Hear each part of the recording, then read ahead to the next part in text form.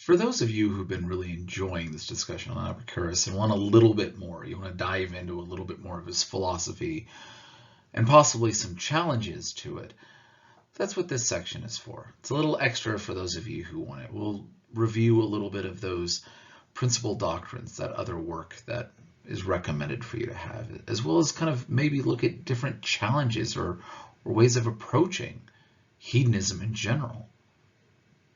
Pose the experience machine question, as well as maybe look at it from a theistic hedonism, from maybe looking at what Aquinas says later on, and do we like his adaptation of Epicurus's philosophy or not? It's in his principal doctrines that we got many of the teachings expanded upon that we've already addressed. There's a list of sayings that kind of help us understand his philosophy to a greater extent, and so we can at least touch on some of these from this work, right? We've already addressed the issue that a happy and eternal being has no trouble within himself and brings no trouble upon any other being. Hence, he is exempt from movements of anger and partiality, for every such movement would imply weakness, right? That the gods don't care about you because then they can't be happy. What's interesting is not just that as his concern, but he also shows that this would be a notion that would imply weakness. That anger and partiality means that you're less perfect. If you love something, is that weak? Because you're partial towards it. It can be used against you. Maybe it's a form of weakness, and maybe that means you're less powerful. And yet, if you're all powerful, how does that work? Right? Are you moved by others and not determining what you want to do? Next, of course, is that death is nothing to us, which we've talked about several times already. The continuous pain does not last long in the body. On the contrary, pain, if extreme, is present a short time. This isn't always the case, but usually is. Usually if it's so extreme and it's lasting, you pass out. Right? Your body says, I'm out, I can't do this. Right? But again, this is the idea that even pain itself is not something that's so horrible. If it is impossible to live a pleasant life without living wisely and well and justly, and it is impossible to live wisely and well and justly without living pleasantly, right? That we have to have, for a pleasant life, a life with some wisdom. And it has to continue to go well. So we need wisdom attached with this. Epicurus turns his attention here to goods. And he says that in order to obtain security from other people, any means whatever of procuring this is a natural good. You need not to be indebted to anybody. You don't need to need people. Some keys of happiness is to have less attachments to other people and not be indebted to them in any way. Because if you're indebted to them, then they own at least a part of you, your concerns, your mind, and maybe your soul, depending on how one would like to look at it. Continuing, he says, some people have sought to become famous and renowned, thinking that this will make them secure against their fellow human beings. If everyone knows who I am, they can't kill me. There's an element of truth to this. Sometimes your fame does put other people in a different sort of predicament. Soviet Union would have loved to just kill Solzhenitsyn, but his work had gained enough renown that it would have looked bad if they did it, so instead they just exiled him. So there's some idea of this, but seeking fame is not a good idea. If, however, it was insecure, they have not attained the end, he says, by which nature's own prompting they originally sought. You need to be aware of trying to seek fame for any purpose. There would be no advantage also in providing security against our fellow human beings, so long as we are alarmed by the occurrences over our heads or beneath the earth, or in general by whatever happens in the boundless universe. All around us, we can see different events happening.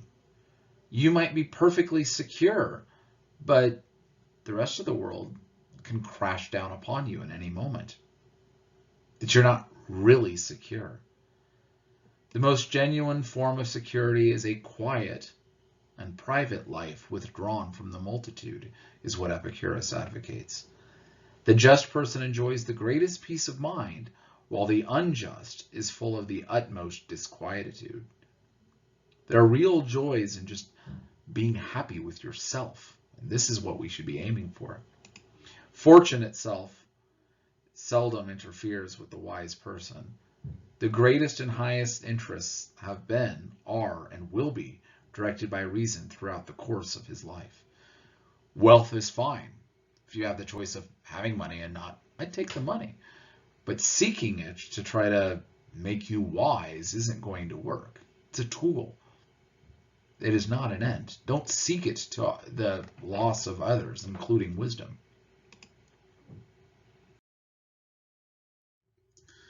Of our desires, he says, some are natural and necessary, others are natural but not necessary, and others again are neither natural nor necessary, but are due to an illusionary opinion. We think that we like it. We think that we should have, that it's an illusion, though. It's not real. It's not how we should advance ourselves in our life. There never was an absolute justice, he points out. There's no absolute everything is there, but only an agreement made in reciprocal association in whatever localities now and again, from time to time, providing against the infliction of suffering harm. Don't think, oh, well, this is going to be some sort of absolute justice. This moment, things are going to come in. I need to take this thing and run with that. This should be my desire. That's not going to do you any good. Nor can we continue to look for justice to solve everything. That, too, is false. Injustice, he says, is not itself an evil, but only in its consequence, the terror which is excited by apprehension that those appointed to punish such offenses will discover the injustice. Justice is a desire of ours, but it also is made to serve us and convince for us. If you long for it, if you're only going to be happy when justice is done, you'll never be just. This is not going to happen. So you need to abandon this as an idea.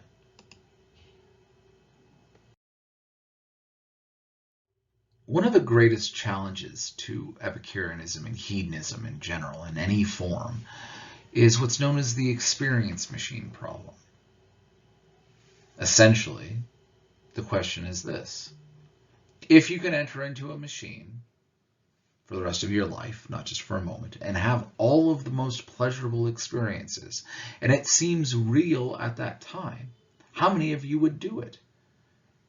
If it's what pleasures and experiences matter, does it matter if they are real or imagined experiences? Does it matter if someone tells you a great story but it never happened? Why? If you enjoyed the story, why does it matter if it's true or not? Does something being true add some sort of other value? And if it does, what does this mean about the system of hedonism? The question of pleasures.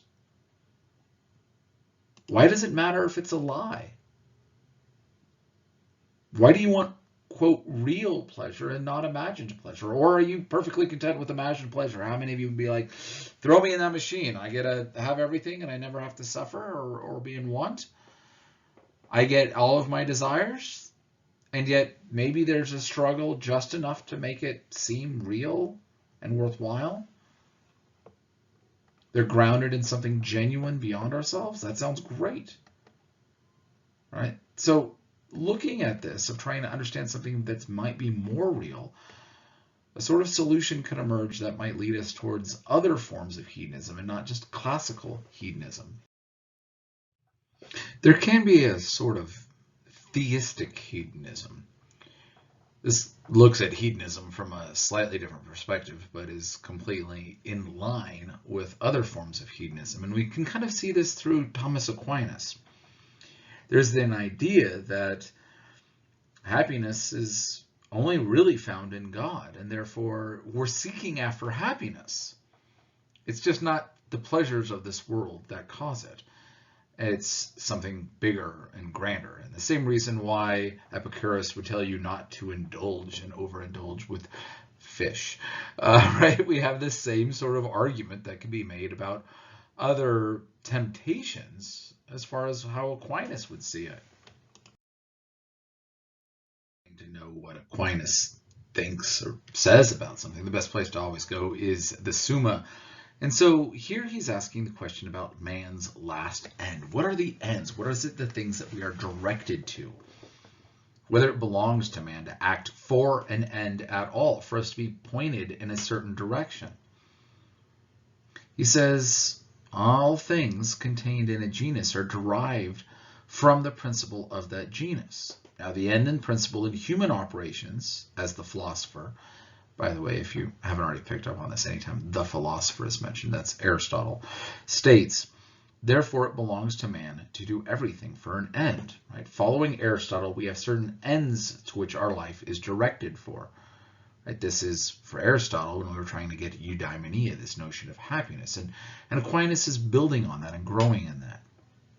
I answer that of all actions done by man, those alone are properly called human, which are proper to man as man. Now man differs from irrational animals in this, that he is the master of his own actions. Right? There is a difference between a human will and the will of a dog.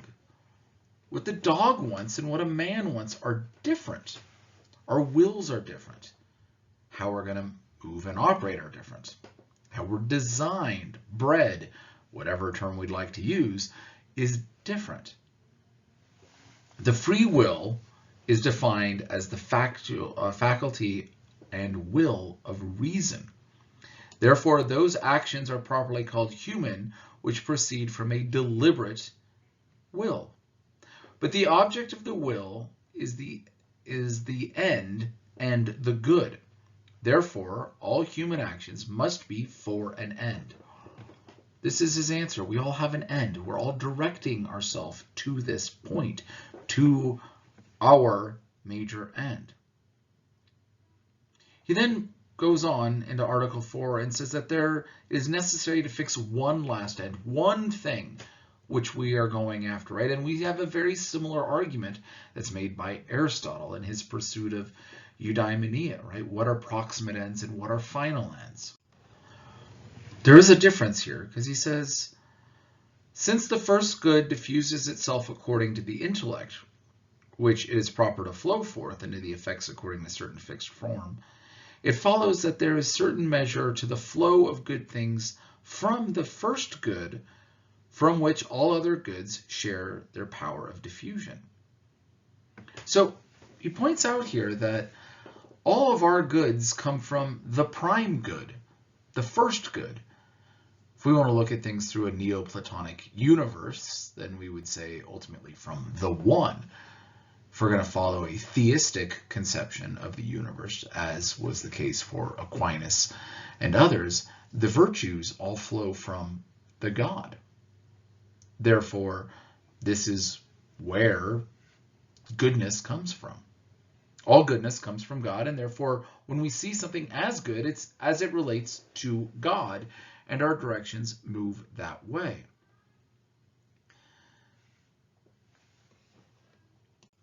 Continuing in Article 6, he says that man must necessarily desire all, whoever he desires, for the last end, right? All of our real desires are for this last end. And since our last end has its source in that first good, in God, then all of our ends are really found back in God. Therefore, this theistic hedonism is you're only going to be happy if you're doing the goods, and the only real goods that matter are those spiritual goods that relate back to God. All temporal goods are only good in relation to how they serve this ultimate good. In Article 8, he says, I answer that as the philosopher, as Aristotle says, the end is twofold, the end for which and the end by which the thing itself, in which is found the aspect of good, and the use or acquisition of that thing. Right? Some things are good on their own, and some things are good to serve this larger goal. And all of the goods in this life are truly good in how they relate to the ultimate goal of serving God. If therefore we speak of man's last end as the thing which he is the end, thus all other things occur in man's last end, since God is the last end of man and of all other things. Hence it is evident how the objections are solved, since happiness means the acquisition of this last end. Real happiness is only getting to that source of the first happiness, and thus is the real and ultimate good. So at the end of this discussion of hedonism and Epicurus, we have to ask ourselves, what is the source of true happiness? Where does it come from? Is it God, as Aquinas argues? Is it to have minimum pain? Just pains, absence of the body, of pain and trouble of the soul? Is it just base pleasures? Is, the character of hedonism correct, and that's just, ooh, that feels good at the moment, I'm going to do it? Is it something else? Is it a combination of these in a certain measure? These are the questions we're left with. A little extra bonus here on Epicurus. He'll state that men inflict injuries from hatred, jealousy, or contempt, but the wise man masters all of these passions by means of reason. Reason becomes a guiding principle for trying to be living a life of pleasure. He's also going to follow Democritus in saying that the universe is made up of atoms and empty space, both of which he says are infinite. He also argued that there are multiple worlds of different sizes and compositions. So very early on, almost one of these guys who would argue for a multiverse theory, and way before anyone else even thought about these ideas, right? And he says that they move together and everything is random, that there is no principle guiding the universe. There's no divine providence. That, right? It's just you get a million monkeys typing on a keyboard, eventually you're going to get Hamlet sort of thing. Like, this is just the way things are. That there's no reason why things happen the way that they do. There's no reason whatsoever behind all of this. There's no real justice or intrinsic value to things. Everything is a social construction based upon what serves the purpose to helping pleasure and reducing pain. It is a matter of utility. Therefore, it wouldn't surprise us that utilitarianism grows from what's known as hedonistic calculus, according to Jeremy Bentham, right? This is its basic structure, the pleasure-pain dynamic. He says if someone makes a law and it doesn't happen to accord with the utility of a social relationship, it no longer has the nature of justice. Right? Laws are only just if they work. And since the goal is to be content with what you have, at its very heart, Epicureanism is a minimalist philosophy. Extra stuff causes extra strife. I hope you enjoyed this discussion on Epicurus and understand the movement that becomes hedonism a little bit more. That pleasure is always weighted against greater notions of wisdom and prudence and knowing what's the right decision. That his simple philosophy from the garden with his friends, where he would drink cheap wine and eat basic food, is something that we can at least take a few things from, even if we want to challenge the value of experience by itself, or pleasures on their own, or if we find that we need to contextualize them all within a theistic framework as Aquinas did. There are different ways in approaching the basic philosophical structure that Epicurus from 341 to 270 BC helped structure.